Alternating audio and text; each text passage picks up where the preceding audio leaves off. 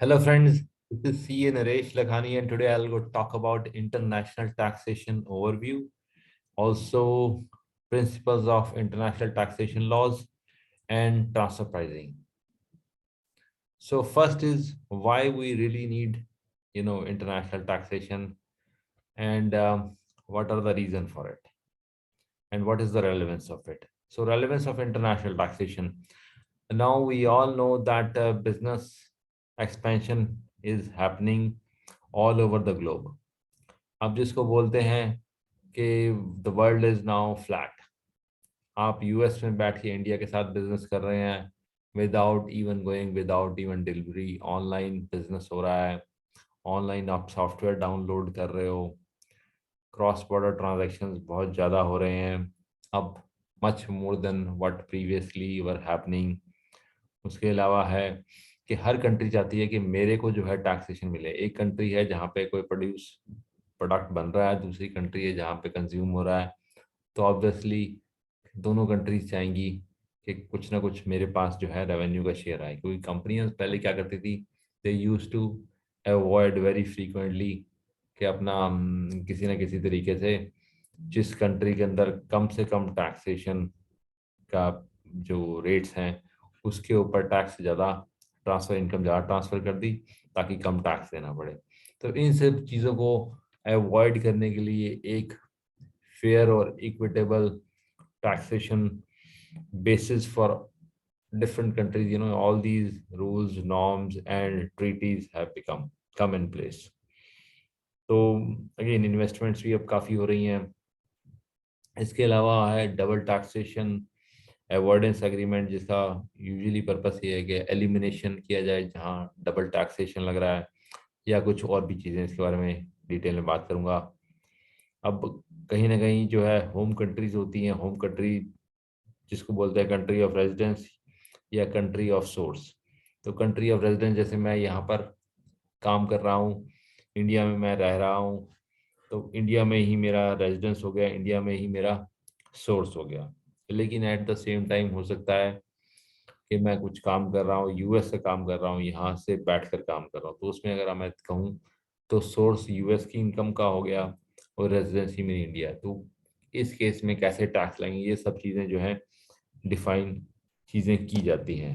तो इन सब चीज़ों को मिटिगेट करने के लिए, कंफ्यूजन को अवॉइड करने के लिए इंटरनेशनल ट्रीटीज बनी हैं और इंटरनेशनल जो हैं एग्रीमेंट्स जो हैं वो ड्राफ्ट हुए हैं। अब evolution of taxation, international taxation system in India.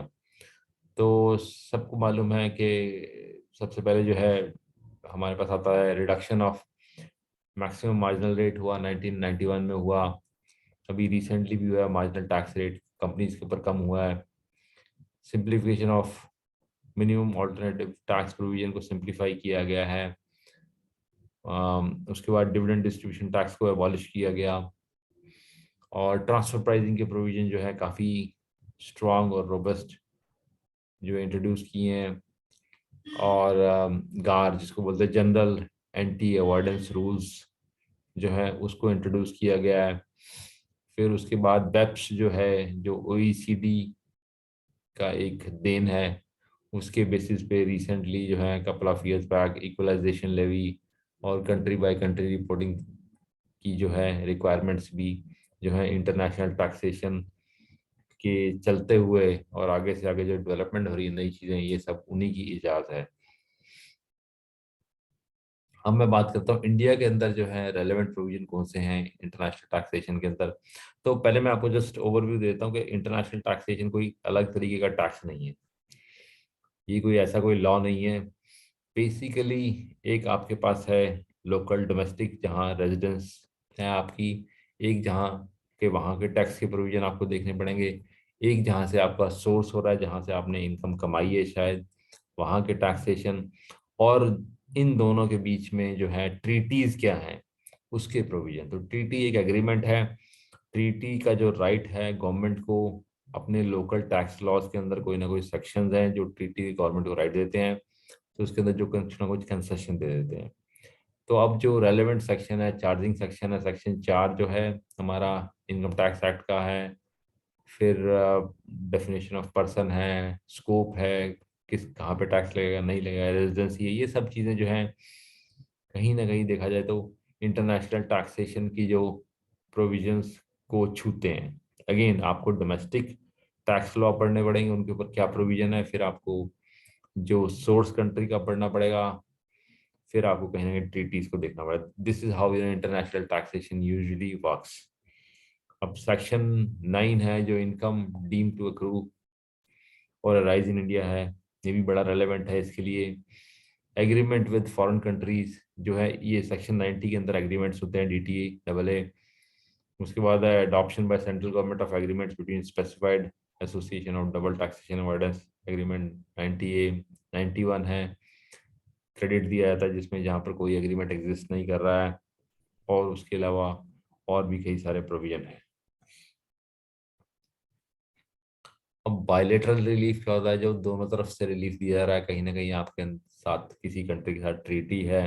मैं यूएस के साथ ट्रांजैक्शन कर रहा हूँ, मुझे मालूम है यूएस के साथ एक ट्रीटी है, तो उसके अंदर जो प्रोविजन है उसके अंदर कोई रिलीफ मिला हुआ है आपको जो है लॉ का या टैक्सेस का, तो उसको बायलेटरल रिलीफ बोलेंगे। यूनिलैटरल रिलीफ हो गया जहाँ पे आपका एग्रीमेंट नहीं है, आपने जो है सोर्स कंट्री में टैक्स दे दिया है, उसके बाद जो है आपने रेजिडेंस कंट्री वाला भी अगर मान लो टैक्स कर रहा है उस चीज़ को, तो उसके हिसाब से फिर आपको यूनिलेटरल टैक्स रिलीफ आपको सेक्शन 91 के अंदर मिल जाएगा। और क्या है प्रिंसिपल्स और कैसे लॉ बनता है, अगेन जैसे मैंने बोला कोई सेपरेट कोडिफाइड और सेपरेट टैक्स लॉ नहीं है इंटरनेशनल टैक्सेशन इसके अंदर। दोबारा मैं रिपीट कर देता हूँ, आपका डोमेस्टिक टैक्स लॉ के प्रोविजन है, इनडायरेक्ट टैक्सेस लॉ के प्रोविजन है, डायरेक्ट टैक्स लॉ के प्रोविजन है, और आपके जो सोर्स कंट्री है जहाँ पे जिस कंट्री में आपने इनकम कमाई है वहाँ के उसके भी देखने पड़ेंगे, और उसके बीच में एग्रीमेंट किया है, तो कहीं ना कहीं इंटरनेशनल लॉ हैं जो वियना कन्वेंशन कन्वेंशन के अंडर आते हैं, उसी के अंदर जो है फिर इंटरनेशनल टैक्सेशन और ट्रीटीज साइन की जाती है कंट्रीज के साथ साथ। अब पर्पस क्या है जी, पर्पस ये है कि टैक्स इक्विटी, जो कंट्रीज के साथ जो आपका वेरियस ट्रांजैक्शन हो रहे हैं, तो कहीं ना कहीं दोनों कंट्रीज जो हैं वो अपना एक डिसेंट रेवेन्यू शेयर करें। अगर एक कॉमन ट्रांजैक्शन है जिसके अंदर सोर्स भी है और रेजिडेंसी भी है, तो कहीं ना कहीं तो दोनों चाहेंगे कि इक्विटेबल बेसिस पे जो एक दूसरे से टैक्सेशन जो है वो शेयर करें। और कहीं ना कहीं ये भी देखा जाता है कि जो टैक्स पेयर है उसको भी कहीं ना कहीं सर्टेन है प्रोविजन, सर्टेनिटी है प्रोविजन की, ऐसे नहीं है फटाफट चेंज हो रही है चीज़ें और एकदम झटके लग रहे हैं उसको कि, और या फिर दोनों कंट्रीज में उसको टैक्स देने जा रहा है, देने जा पड़ेगा।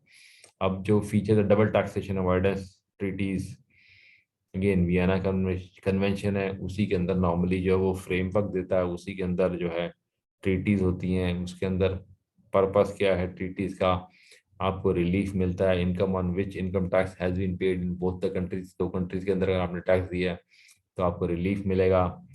और इनकम अगर कोई चार्जेबल टैक्स हो रही है दो कंट्रीज के अंदर, तो उसके अंदर जो है किस तरह से आपको रिलीफ मिलेगा। मान लो रेजिडेंसी बेस पे भी टैक्स लग रहा है, मैं इंडियन सिटीजन हूँ और मैं जो है basically Indian resident ordinary resident हूँ, मेरे को वर्ल्ड वाइड टैक्स दिया जा रहा है, यहाँ भी मैं टैक्स दूंगा, और यूएस में मैंने कोई इनकम कमाई है वहाँ भी मैं टैक्स दे दूंगा। तो कहीं ना कहीं जो है इसके रिगार्डिंग रिलीफ दिया जाए, दोनों कंट्रीज में अगर डबल टैक्सेशन हो रहा है तो उसको अवॉइड किया जाए। कहीं ना कहीं एक्सचेंज ऑफ इंफॉर्मेशन भी इसका पर्पस होता है, जो कई बार आपने देखा होगा टैक्स अवॉइडेंस लोग करते हैं और आपस में जो है इंफॉर्मेशन एक्सचेंज करते हैं दो कंट्रीज एक टैक्स इवेडर के ऊपर, इसका भी एक पर्पस है। और एक रिकवरी मैकेनिज्म जो है, एक कैसे रिकवरी की जाए अगर कोई बंदा भगोड़ा है जिसको बोलते हैं, या जो कहीं चला गया टैक्स बिना दिए, तो कैसे रिकवरी की जाए, ये सब चीज़ों के बारे के को लेकर डबल टैक्सेशन अवॉइडेंस एग्रीमेंट होते हैं। उसके बाद आता है ये डबल टैक्सेशन अवॉइडेंस एग्रीमेंट में नॉर्मली क्या है, to protect taxpayer from double taxation. Again मतलब दोनों कंट्रीज में ऐसा ना हो बंदा ट्रांजेक्शन कर रहा है, इंटरनेशनल ट्रांजेक्शन हो रहे हैं और दोनों कंट्रीज में टैक्स दे देगा तो बंदे के पास बचेगा क्या। Free flow of international trade and capital जो है ट्रेड, और जो फ्री फ्लो ऑफ इंफॉर्मेशन हो, इनकरेज ट्रांसफर ऑफ टेक्नोलॉजी हो, डिस्क्रिमिनेशन बिटवीन टैक्स पेयर ना हो, और to arrive at acceptable basis of tax share, मतलब जो कंट्रीज आपस में जो है एक रीजनेबल शेयर करके चले टैक्स। और अगेन कहीं ना कहीं फिजिकल गारंटी होगी, हाँ भाई हमारे यहाँ पर जो है ट्रांजैक्शन होंगे तो हमें इतने पैसे हमारे पास आ जाएंगे, जैसे ट्रांसफर प्राइसिंग का मैकेनिज्म है। अब हमारे पास जो है जो मॉडल कन्वेंशन है, मॉडल कन्वेंशन होते हैं जो एक मॉडल है जिसके बेसिस पे एग्रीमेंट होगा, वो तीन तरीके के हैं। एक ओईसीडी बेस्ड है, एक यूएन बेस्ड है, और एक यूएस बेस्ड है। ओईसीडी जो है वो यूरोपियन कंट्रीज का है, रेजिडेंसी बेस्ड है, और ज़्यादा डेवलप्ड कंट्रीज ही इसमें सारे हैं। यूएन में डेवलपिंग कंट्रीज हैं, और ये सोर्स बेस पे है, जिस कंट्री में आपने पैसा कमाया है। जैसे अगर मान लो इंडिया के लोग जो हैं कोई आउटसोर्सिंग कंपनी में काम कर रहे हैं यूएस के लिए, तो अगर वो चार्ज कर रहे हैं अपनी पेरेंट कंपनी को, सोर्स जो है वो इंडिया, वो चाहेंगे कुछ ना कुछ पैसा जो है इंडिया के अंदर भी कंपनी कमाए। ऐसा नहीं है कि सारा का सारा पैसा यूएस को ही मिल जाए, इंडिया को सिर्फ सैलरी देके कॉस्ट टू कॉस्ट नकी कर दें, ऐसा नहीं होगा। तो हमारा यूएन बेस पे हमारे इंडिया की जो कन्वेंशन है वो यूएन मॉडल पे कन्वेंशन होती है। तो हमारा जो स्टार्ट पॉइंट होता है यूएन मॉडल, जो कन्वेंशन के अंदर जो एग्रीमेंट बने हुए हैं उसी से हम स्टार्ट करते हैं, उसी से निगोशिएट करते हैं, और उसी को हम फाइनल करते हैं normally. Obviously clause can vary from country to country. अब ट्राइट कई तरीके की ट्रीटीज होती हैं, कॉम्प्रिहेंसिव होती है, जिसमें ऑलमोस्ट सारे तरीके के इनकम के सोर्सेज को डिफाइन कर दिया जाता है। लिमिटेड होता है जिसमें कुछ लिमिटेड चीज़ों को आप जो इनकम सोर्सेज को ही आप इंक्लूड करते हो। फिर बायलैटरल ट्रीटी होती है, बायलैटरल ट्रीटी होती है जो दो कंट्रीज के अंदर हो रही हैं, जैसे इंडिया और यूएस ने कर ली। मल्टीलैटरल हो गई, फॉर एग्जांपल कोई जैसे दो तीन कंट्रीज मिल के इकट्ठे एक पर्टिकुलर उस पे साइन करते हैं डॉक्यूमेंट पे, मल्टीलैटरल ट्रीटीज भी अब हो रही हैं। अब यूरोपियन यूनियन जैसे वो ब्लॉक है तो वो भी करते हैं, वो भी कहीं ना कहीं देखा है तो एक तरीके से जो है एक मल्टीलैटरल की तरह ही है। बट अगर वैसे नॉर्मली दो से तीन कंट्रीज जब दो से ज्यादा कंट्रीज जो करती हैं उसको मल्टीलैटरल ट्रीटीज बोलते हैं। उसके बाद आ जाते हैं जी हम क्या क्या चीज़ें नॉर्मली ट्रीटी में होती हैं। ट्रीटी में पहले तो होता है स्कोप, और जो पर पर्सन को डिफाइन किया जाता है। फिर टैक्स, कौन कौन से टैक्स की होगा। फिर डेफिनेशंस होती हैं, रेजिडेंसी की डेफिनेशन होती है ट्रीटीज में नॉर्मली। परमानेंट इस्टेब्लिशमेंट किसको माना जाएगा, इमूवेबल प्रॉपर्टी को कैसे टैक्स किया जाएगा, बिजनेस प्रॉफिट को कैसे टैक्स किया जाएगा, shipping in water, inland waterways, associated enterprise कौन सी होंगी। तो इस तरह से डिविडेंड, इंटरेस्ट, ये सब चीज़ों को डिस्कस किया जाता है chapter by chapter. Capital gain, other income, या जो शेयर ऑफ इंफॉर्मेशन कैसे करेंगे, exchange of information, mutual agreement procedure, map जिसको बोलते हैं। ये सब चीज़ें जो हैं डिफरेंट क्लॉजेज होते हैं। या टर्मिनेट कैसे किया जाएगा अगर ट्रीटी को मान लो एग्री करते हैं कि चलो इसको नहीं हम करना चाहते। फिर आते हैं बाकी कंसेप्ट क्या हैं। टैक्स हेवन क्या है। टैक्स हेवन ऐसी जगहें हैं जहाँ पर नॉर्मली जो या तो टैक्स नहीं है या टैक्स रेट्स बहुत लो हैं। नॉर्मली बैंकिंग और कमर्शियल सीक्रेसी रखी जाती है वहाँ पे। Opportunities available for tax planning. अगर मान लो मैं फॉर एग्जांपल किसी पर्टिकुलर कंट्री है, बरमूडा है या मॉरिशस से थ्रू राउट करता था तो मुझे टैक्स प्लानिंग या टैक्स मुझे कम देना पड़ता था। पॉलिटिकल स्टेबिलिटी होती है, और बहुत ज़्यादा एक्सचेंज ऑफ इंफॉर्मेशन वो एक दूसरी कंट्री से नहीं करते, क्योंकि वहाँ पे लोग ज़्यादातर ब्लैक मनी या सिर्फ टैक्स टैक्स अवॉइडेंस के लिए कह सकते हैं, टैक्स सेविंग्स के लिए जो है वहीं सिर्फ इसलिए पैसे लेके जाते हैं। उसके बाद transfer pricing, we all know transfer pricing क्या है। ट्रांसफर प्राइसिंग है जैसे दो कंट्रीज के अंदर ट्रांजैक्शन हो रहा है एसोसिएटेड एंटिटीज का। अब दोनों कंट्रीज के अंदर जो चाहेंगी कि हमें कुछ ना कुछ टैक्स का शेयर मिले, तो जो ट्रांजैक्शन हो रहा है वो एक ऐसे प्राइस पे हो रहा है जो एक फेयर मार्केट वैल्यू या आर्म्स लेंथ प्राइस पे जो हो, तो वो नॉर्मली ट्रांसफर प्राइसिंग रिजीम के अंदर आता है। उसमें ट्रांसफर प्राइसिंग के अंदर कई सारे टॉपिक्स होते हैं। टेंजिबल प्रॉपर्टी, इनटेंजिबल प्रॉपर्टी को कैसे डिटरमिन किया जाएगा, सर्विस को कैसे किया जाएगा, और उसके अलावा कॉस्ट शेयरिंग अरेंजमेंट कैसे होंगे, एडवर्टाइजमेंट, मार्केटिंग, बिजनेस प्रमोशन, ये सब चीज़ों के ऊपर जो है ट्रांसफर प्राइसिंग। नॉर्मली हमारे इंडिया के अंदर ट्रांसफर प्राइसिंग काफ़ी डिस्प्यूट्स होते हैं, अब थोड़ा सा कंपैरेटिवली पहले से कम हो गए हैं। और जितनी भी बीपीओ कंपनीज हैं, केपीओ कंपनीज हैं, इनके अंदर जो आर्म्स लेंथ कॉस्ट प्लस में जो नॉर्मली होता था, इसके अंदर काफ़ी डिस्प्यूट्स होते थे, क्योंकि बाहरी कंट्रीज चाहती थी कि इंडिया के अंदर कम से कम जो है टैक्स दिया जाए और कम से कम मार्जिन रखा जाए, जबकि इंडिया कहता था कि हमें आर्म्स लेंथ पे जो ट्रांजैक्शन हो रहे हैं सिमिलर टाइप की कंपनीज के, उसके ऊपर हमें टैक्स दिया जाए। तो ये सब चीज़ें जो है ट्रांसफर प्राइस का पार्ट है। आर्म्स लेंथ आ गया जी। आर्म्स लेंथ के भी बड़े सारे, बड़ा कॉमन वर्ड है। कंपेरेबल अनकंट्रोल्ड प्राइस मेथड है, रीसेल प्राइस मेथड है, कॉस्ट प्लस मेथड है, प्रॉफिट स्प्लिट मेथड है, जिसमें स्प्लिट कर लेते हैं कॉस्ट प्लस में क्या है, आपकी जो कॉस्ट है उसके ऊपर कोई मार्जिन लेके चले जाते हैं। या आप रीसेल प्राइस में है कि आप किसी चीज़ को रीसेल नॉर्मली कितने पे कर रहे हो। और कप जिसको बोलते हैं कंपेरेबल अनकंट्रोल प्राइस है, कि कंपेरेबल जो कंट्रोल नहीं है, मतलब इन द सेंस जो रिलेटेड पार्टी एसोसिएटेड प्राइस में नहीं है, उसके साथ आपका ट्रांजैक्शन पे क्या प्राइस पे आप बेच रहे हैं। या ट्रांजैक्शन नेट मार्जिन मेथड भी जो है similar to cost plus method ही है, ज़्यादा फर्क नहीं है। उसके बाद है most favoured nation. Most favoured nation होता है, ये क्लॉज नॉर्मली कंट्रीज ट्रीटीज में डाल देती हैं, क्योंकि वो चाहती हैं कल को ऐसा ना हो कि हमें जो है बेनिफिट कम मिले, तो अगर कोई और कंट्री है उसको कोई ऐसा बेनिफिट मिल रहा है जो हमारे बेनिफिट से ज़्यादा है, तो वो बेनिफिट हमें भी मिल जाएगा। तो इस तरह का मोस्ट फेवर्ड नेशन का जो है क्लॉज डाल देते हैं। फिर आता है फॉरेन टैक्स क्रेडिट। अगर आपने दो कंट्रीज के अंदर टैक्स बन रहा है, आपको रेजिडेंसी बेस पे भी बन रहा है और आपकी सोर्स बेस पे बन रहा है, तो सोर्स बेस पे जो टैक्स मिला है उसका कहीं ना कहीं क्रेडिट जो है वो, या फिर उसकी एग्जम्पशन दे देती है जो रेजिडेंसी बेस्ड कंट्री है। तो ये बड़े कॉमन सी चीज़ें जो होती हैं, इसके अंदर डिफरेंट तरीके होते हैं करने के। तो अगेन इंटरनेशनल टैक्सेशन में समरी कर देता हूँ, कोई नया तरीके का टैक्स नहीं है। ये वियना में जो इंटरनेशनल कन्वेंशन का जो एक फ्रेमवर्क है, उसी के अंडर और टैक्स लॉज के अंदर कहीं ना कहीं आपको राइट्स दिए गए हैं कि आप डिफरेंट कंट्री के साथ ट्रीटीज कर सकते हैं।